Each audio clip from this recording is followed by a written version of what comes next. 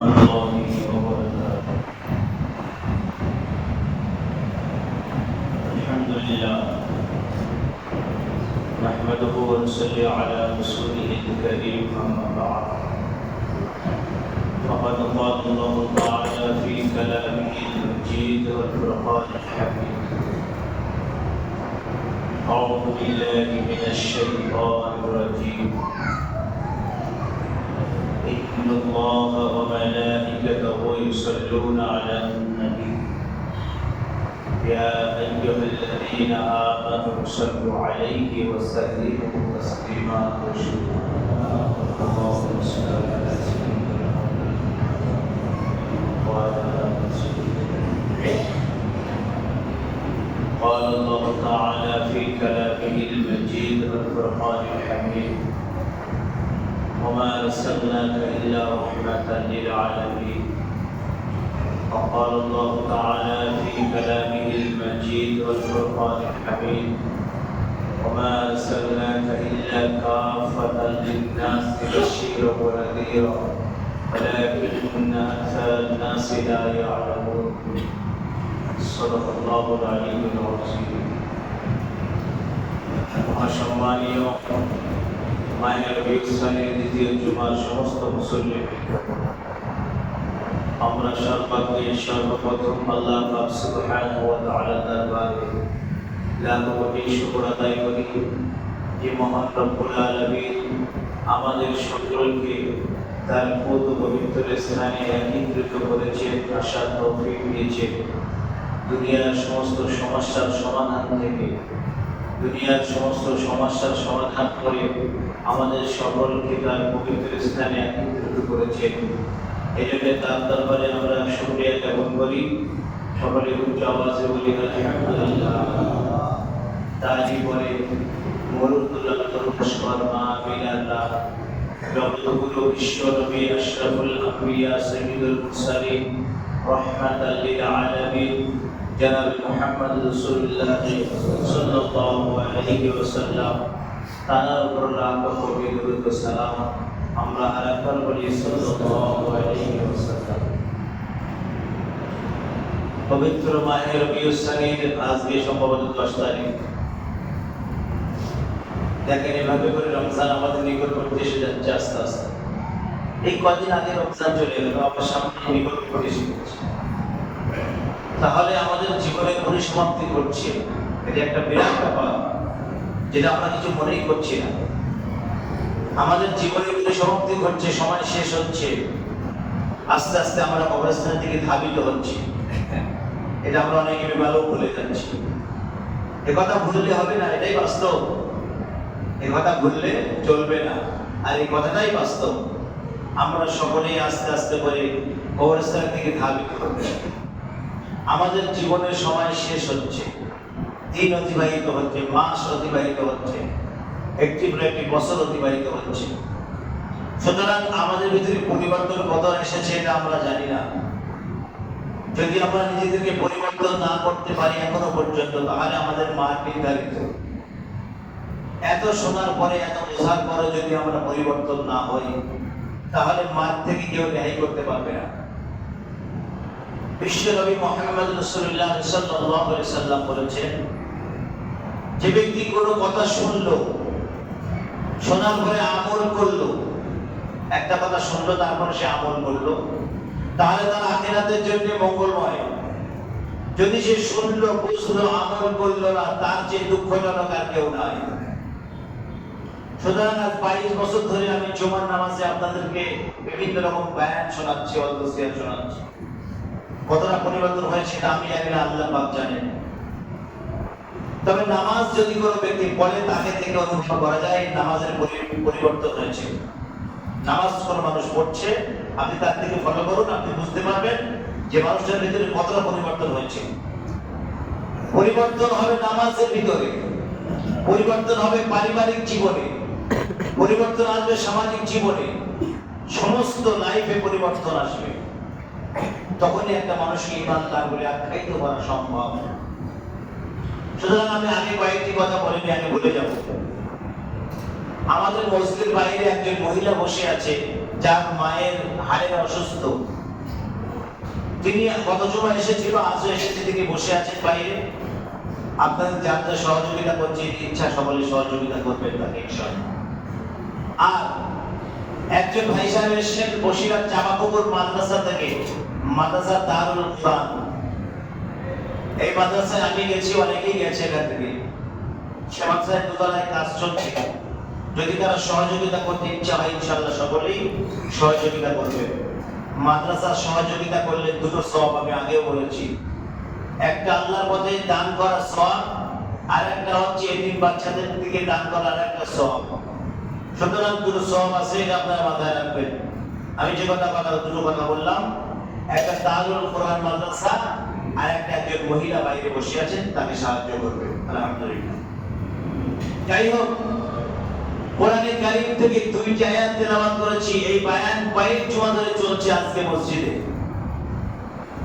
বিশ্বনবী মুহাম্মদ রাসূলুল্লাহ সাল্লাল্লাহু আলাইহি ওয়াসাল্লামের কথা যত শুনবেন ততই শুনতে ইচ্ছা হবে। পৃথিবীর জমিনে এমন কোন মহাপুরুষ নাই যার কথা শুনলে শুধু শুনতেই ইচ্ছা হবে, এরকম মহাপুরুষ নাই। কিন্তু মুহাম্মদ রাসূলুল্লাহ সাল্লাল্লাহু আলাইহি ওয়াসাল্লামের কথা আপনি যত শুনবেন শুধু মনে হবে শুনি শুনি শুনি শুনি। কারণ আবু জেহেল থেকে একটা প্রমাণ দেন, মক্কার জমিনে যখন আবু জেহেল নবীর চরম দুশমন ছিল, এমনকি আবু জেহেল নবীকে হুমকিও দিয়েছিল।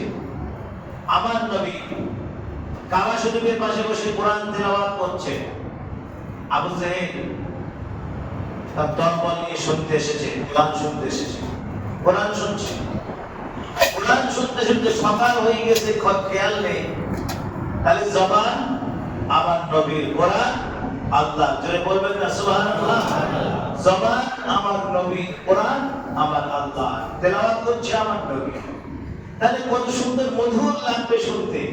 আবু জেহেল শুনতে শুনতে সকাল হয়ে গেছে, খবর নাই। সকাল হয়ে যাওয়ার পরে একে অপরে আবু জেহেল, আবু লাহাব ইত্যাদি কাফের লিডাররা সবাই শুনতে এসেছে। এসে আবু জেহেল তুমি আসলি কেন? তুই আসলি কেন?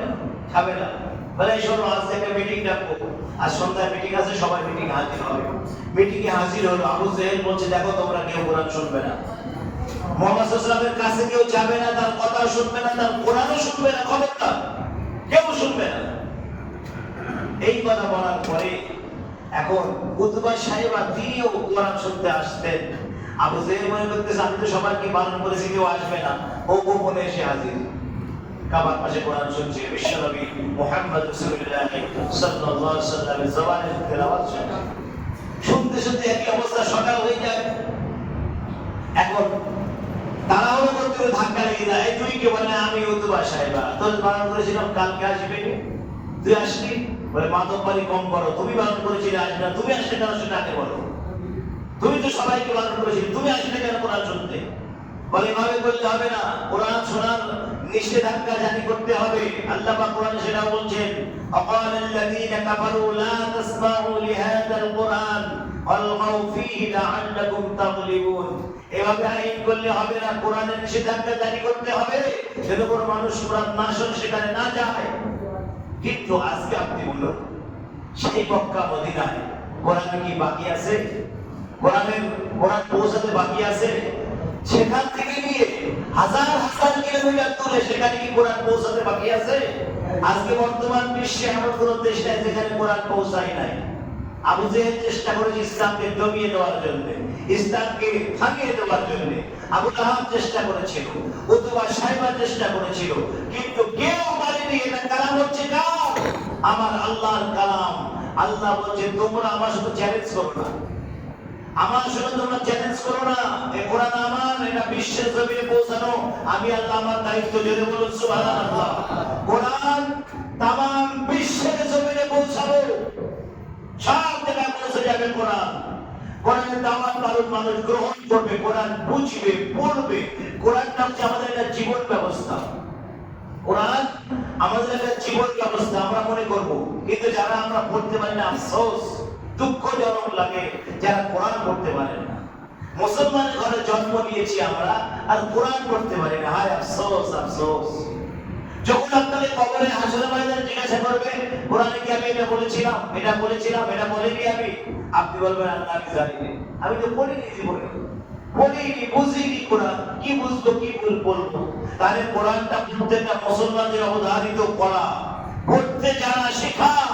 দুনিয়ার সমস্ত কিতাব পড়তে পারি, দুনিয়ার সমস্ত ধর্মগ্রন্থ পড়তে পারি, আমরা সব কিছু করতে পারি, শুধু বুঝি না কোরআন, বুঝি না ইসলাম, বুঝি না দ্বীন, এটাই আমরা বুঝি না, এটাই আমাদের জন্য অকলন রয়ে গেল।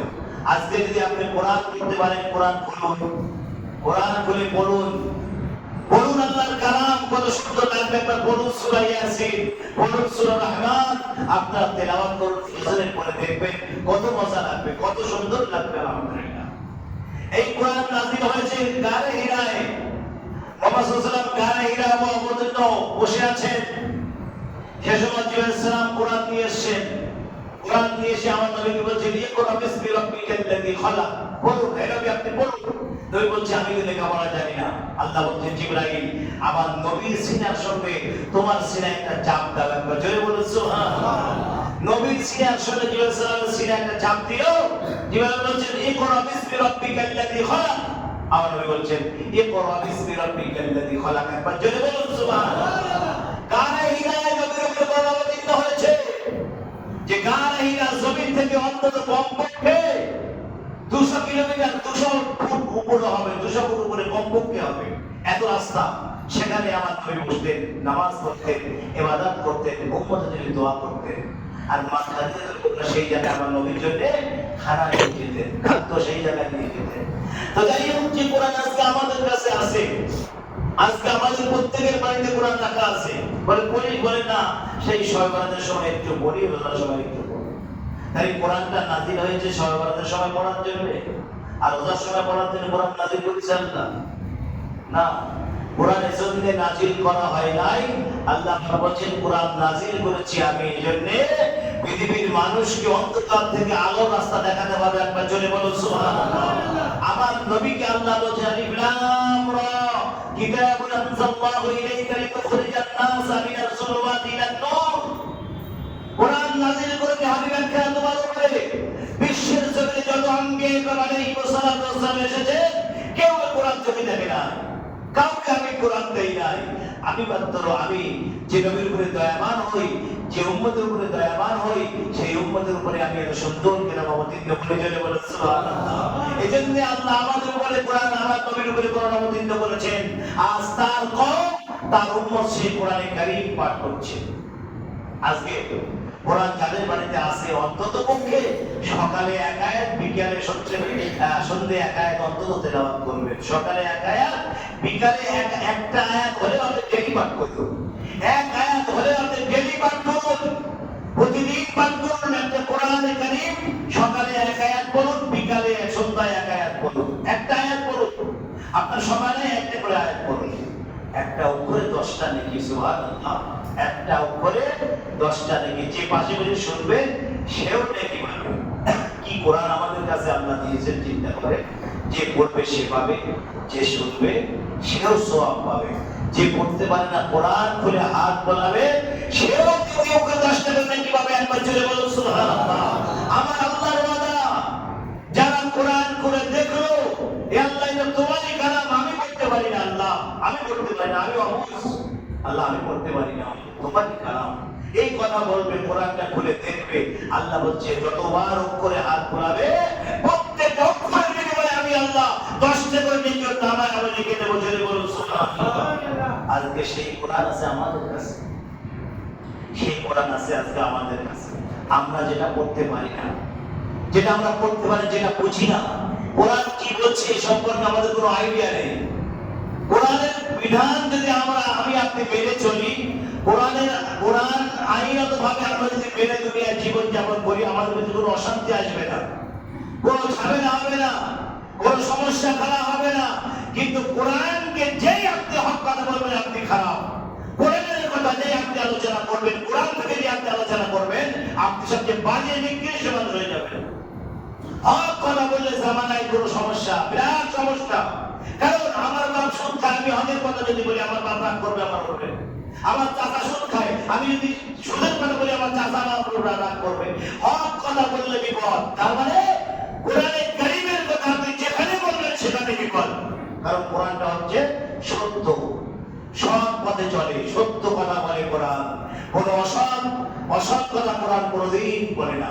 কোরআন যেটা বলে সেটা আমাদের ভালোর জন্য বলে, সেটা আমরা বুঝি না। আমরা সেই কাজ করি বলে অন্যায়টা আমাদের হাতে নেই, সেই কাজ আমরা করছি বলে অন্যায়টা আমরা মেনে নিই না।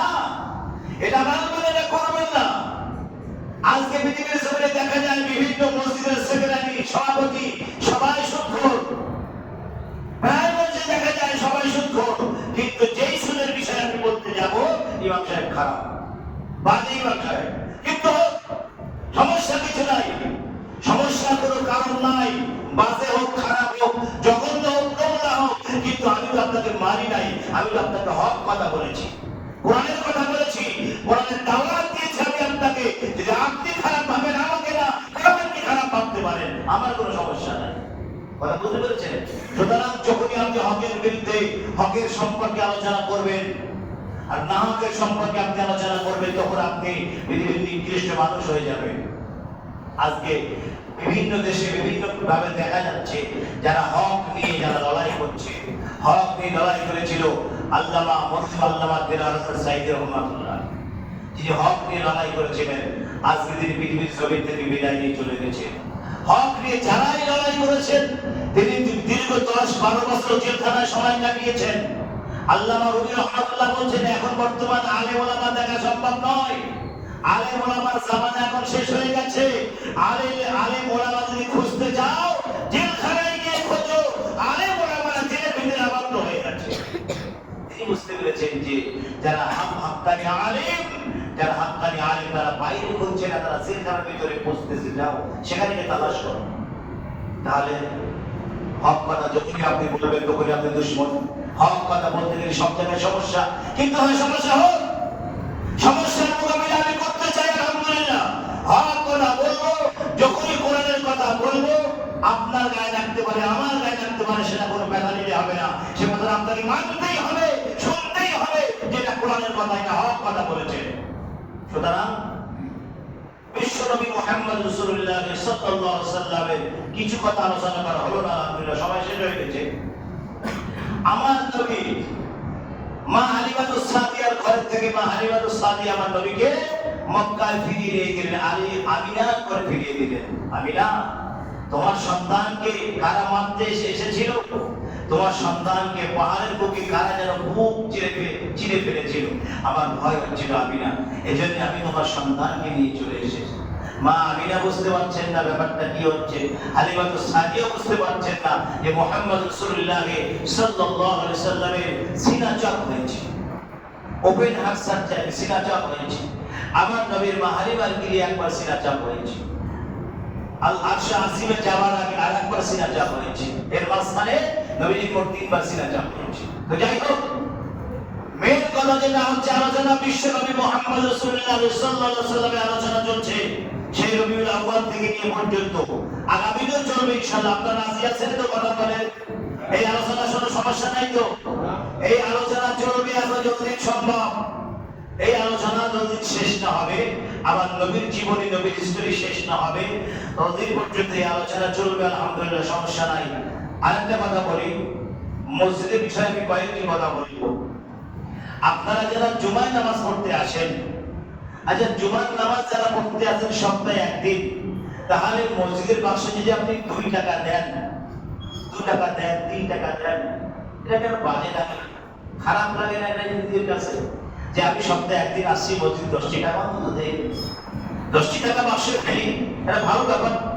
কারণ আপনি কোথায় দিচ্ছেন? আল্লাহ ঘরে দান করছেন, আপনি আমাকেও দিচ্ছেন না, কমিটিকেও দিচ্ছেন, আপনি দিচ্ছেন ফি সাবিলিল্লাহ, আল্লাহ ঘরে আপনি দান করছেন, এটা মাথায় রাখবেন। যদি আপনি 10 টাকা দেন প্রতি সপ্তাহে, তাহলে আমাদের মসজিদের বাইরের কাজগুলো আমরা কমপ্লিট করতে পারবো, যে কাজগুলো আনকমপ্লিট হয়ে আছে। আপনারা দেখেন যে টাকা হিসাব আপনাদের দীর্ঘদিন দেওয়া হয়েছে, আমাদের মসজিদের ওজুখানার উপরে যে বিল্ডিংটা হয়েছিল আপনারা দেখবেন, ফলো করবেন, হিসাব দেওয়া হয়েছে। এবং আগামীতে যে কাজগুলো হবে সব কাজের হিসাব আপনাদেরকে দেখানো হবে, সমস্যা নাই। ভাই যারা নামাজ পড়তে আসেন জুমার দিনে খাস করে, যারা মেহমান আসেন বা গ্রামবাসী আসেন, আমি সকলের কাছে অনুরোধ করব কমপক্ষে আপনারা 10টি করে টাকা নিয়ে আসবেন। সপ্তাহে 10টি করে টাকা দিলে আপনার কোনো ক্ষতি হবে না। আল্লাহ বলছে আমার রাস্তায় যে 1 টাকা দিল আমি তার 10 টাকা দিয়ে দিই, তার উসুল করে দিই পয়সা। 1 টাকা দিলে তাকে আমি 10 টাকা দিয়ে দিই, বাকি রাখি না আমি, আল্লাহ বাকি রাখি না, আমার কাছে বাকি রাখার কোনো ব্যাপার নাই। আল্লাহ বলছে ইনতুবদু সাদাকাতি ফানি'মাহি ওয়া ইনতুখফুহা তু'তুহা ফুকারা ফাহুয়া খায়রুল লাকুম। যদি তোমরা প্রকাশ্যে দান করো সেটা উত্তম, যদি তোমরা অপ্রকাশ্যে দান করো সেটা অতি উত্তম। তাহলে অপ্রকাশ্যে দান করাটা আল্লাহ পছন্দনীয়। আল্লাহ বলছেন যারা অপ্রকাশ্যে দান করলো, গোপনে যারা দান করলো, তাদের গোপনের গুনাহগুলো আমি আল্লাহ মুছে দেব। জোরে বলুন সুবহানাল্লাহ। গোপনে অন্যায় করেছেন আল্লাহ জানে, আপনি জানেন, দুনিয়ার কোনো মানুষ জানে না। যে অন্যায়গুলো আল্লাহ মুছে দেবে। গোপনে মসজিদের বাক্স আছে, আপনার সময় মধ্যে এসে গোপনে বাক্সটা ঠিক আছে, কেউ জানবে না। কিন্তু আমরা তা দেবো না, আমরা তা ওটা নিতে চাই না, আমরা নিতে চাই বাবা নিতে চাই। লোকে আমাদের ভালো বলে, এই নিয়ে করবেন না, খবরদার এই নিয়ে মনের ভিতরে রাখবেন না। আপনি টাকা দেবেন, আপনাকে দেখে আরো 5-10 জন হাত ধরে নিয়ে ধরবে আপনার এটাই বাস। এই নিয়ে যে আল্লাহ কবুল করবেন। আর যদি কোনো ব্যক্তি গোপনে দান করতে চান, বাইরে দান বাক্স বসানো আছে, আপনারা যাবেন, পয়সা নেবেন, বাক্সে গলিয়ে দেবেন, 1 হাত দিয়ে দেবেন, অন্য হাত দেখতে পাবে না, অন্য হাত খবর রাখবে না। এই দানটা হচ্ছে আমার আল্লাহর প্রিয় দান। গোপন দান আল্লাহর প্রিয় দান। মাথা রাখবেন সকলেই, কেউ 2 টাকা 1 টাকা দেবেন না বাক্সে, লজ্জার ব্যাপার একটা। আমি সকলকে বলছি লজ্জার বিষয়। আপনি অন্তত 10 টাকা দেবেন মিনিমাম।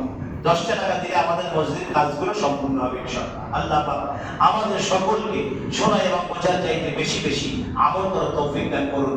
আমিন। আল্লাহুম্মা আমিন। ওয়া আখিরু দাওয়ানা আলহামদুলিল্লাহি রাব্বিল আলামিন।